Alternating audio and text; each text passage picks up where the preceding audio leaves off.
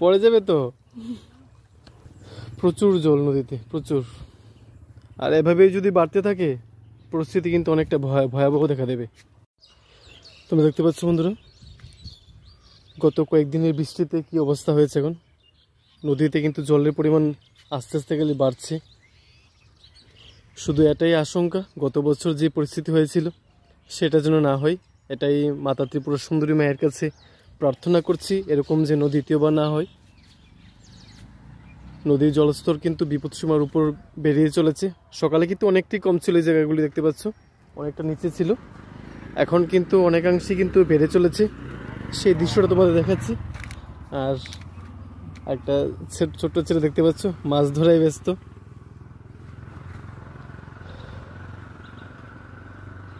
বৃষ্টি যেমন অনেকের উপকারে আসে, কিন্তু অনেক সময় কিন্তু এই বৃষ্টি কিন্তু অনেকাংশে ক্ষতি করে।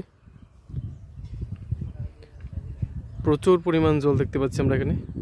সকালবেলায় কিন্তু ওই যে পাড়গুলো দেখতে পাচ্ছ এখানে অনেক নিচে ছিল, কিন্তু আস্তে আস্তে বেরিয়ে চলেছে প্রচুর। তোমরা কমেন্টে জানো তোমাদের এখানেও কি নদীতে যে জল স্তর মানে সেটা কি বেরিয়ে চলেছে কিনা, সেটা একটু প্লিজ কমেন্টে জানিও। আমি এখন বলছি পূর্ব লক্ষ্মীবিল যে দেওসপাড়া নামক জায়গাটা রয়েছে, এখানটায় আমি আছি। এখান থেকে তোমাদেরকে এই দৃশ্যটা দেখাচ্ছি। আর তোমাদের প্রত্যেকের কাছে আমার অনুরোধ থাকবে, যদি এই মুহূর্তটা অন্যকে দেখানোর প্রয়োজন মনে করো, তোমরা অবশ্যই এটা শেয়ার করে দিও, যেন এই মুহূর্তটা সবার কাছে পৌঁছায়। তবে ঠাকুরের কাছে এটাই প্রার্থনা করছি যেন গত বছরের মতো এরকম এবছর না হয়, এটাই প্রার্থনা করছি।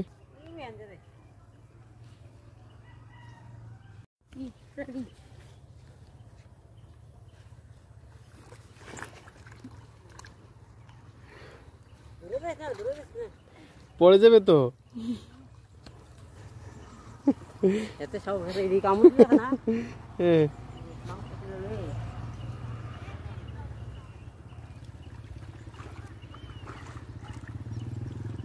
মাছ উঠে জালে, উঠে জালে, জল বেশি তো।